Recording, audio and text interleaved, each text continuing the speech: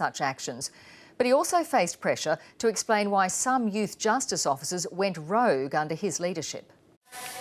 The tear gassing in 2014, the end result of detainee rage at being kept indefinitely in isolation as staff tried to avoid another escape.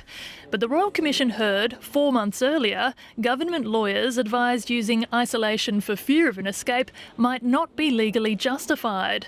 Just look at the last paragraph there though. It would not avail the department to argue that it had no choice but to take that approach because of an insufficiency of resources to deal with the issue under an alternative management approach. But the Territory's former Corrections Commissioner said a lack of resources was so severe it was a justification. Well, it's all I had to keep young people separated. Bad behaviour is a bit like an infection, it just spreads. You know, there was an overarching responsibility, and that was the safety of the staff, the safety of other detainees and the safety of the community.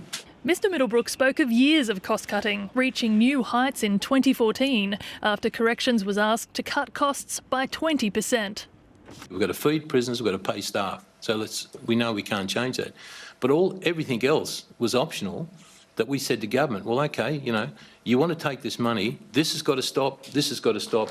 And he took a swipe at tough-on-crime policies of both major parties, which clogged the system and hampered rehabilitation. Look, I think we're in a very punitive community, very punitive society where people want their pound of flesh. Mr Middlebrook gave evidence of his efforts to get more resources and better training, but he blamed middle managers for poor staff practices such as swearing at detainees or filming them with mobiles. What's your explanation for how that could happen, that you could get bastardisation of the sort that we've seen in this commission and you not know about it? Well, it was a failure at the Centre to make sure that was reported. Mr Middlebrook accused Aboriginal legal aid organisation NAJA, which has lobbied on youth detention failings, of underhand tactics to embarrass Corrections and that it had colluded with the ABC to do so. In a statement, he was also critical of the Commission for its focus on a small group of detainees, while ignoring the broader successes of a system and the efforts made by a majority of committed staff.